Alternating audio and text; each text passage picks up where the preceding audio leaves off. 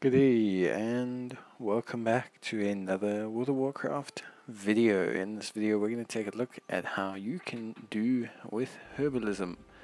Basically a pretty good spec, obviously another gathering spec, and essentially, it's a pretty good spec to gather some resources and make some money. It's also good if you're looking at getting into alchemy or inscription. But yeah, basically the big incentive is going to be how much money can we make whilst doing it.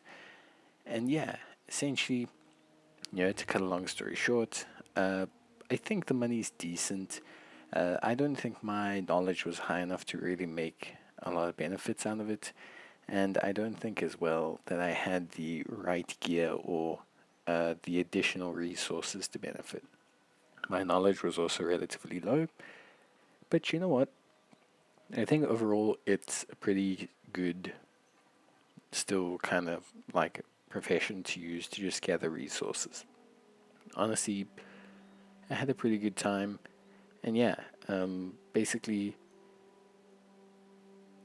it was a pretty decent money making venture. Honestly speaking, it was like I think 800 gold or something for an hour of work, and yeah, that's not the greatest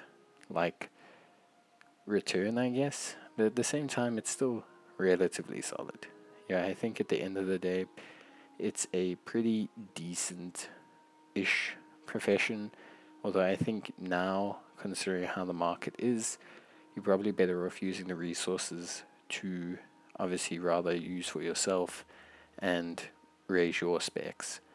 I think at the end of the day, it is a great source of rousing air, which is something that's really, really good. So rousing air is something incredibly solid. I think that a lot of players can use. So you can still use those, and that is still helpful. But there's definitely not much gain outside of that. I did find that my time in the Zarelek Cavern was probably the most useful, as that's when I gained, some of my best resources being the glow spores. But it was definitely speaking pretty, dead outside of that. The Forbidden Reach didn't drop a lot of great resources, and especially not being max level, it was just kind of a schlep to farm. It didn't really drop anything that anywhere else in the overworld didn't really drop. So yeah, but we gained a decent chunk of knowledge. I think we gained around 30 or so knowledge in the space of an hour, which was pretty good. And then we also obviously gained around the same in skill points. I think we went from the mid 50s to like the mid or lower 80s, which I think at the end of the day was pretty good. For me, at the end of the day, it was still a decent grind. I think herbalism in general, pretty solid, although I prefer mining as a money generator, and probably fishing is even better. We'll take a look at what skinning is like, because I do think skinning could be the real profit maker at the end of the day. So we'll definitely take a look at that. But yeah, herbalism, decent, if not unspectacular. Around 800 gold for an hour. Yeah, and I think at the end of the day it was kind of worth it.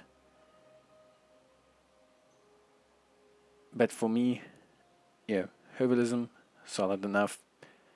And yeah, that's basically going to be it. So I do think if you do the gear and you focus a bit more on knowledge, then yeah, I think you definitely can have a bit of a good time.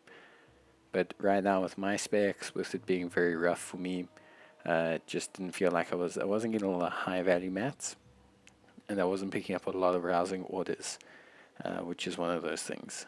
But yeah, honestly, that's really about it. So if you guys enjoyed the video, if you did, leave a like, and yeah, I'll see you guys at the next one. And yeah, until then, as always, take care, stay safe, and I'll see you guys next time. Till then, thanks so much for watching. Bye.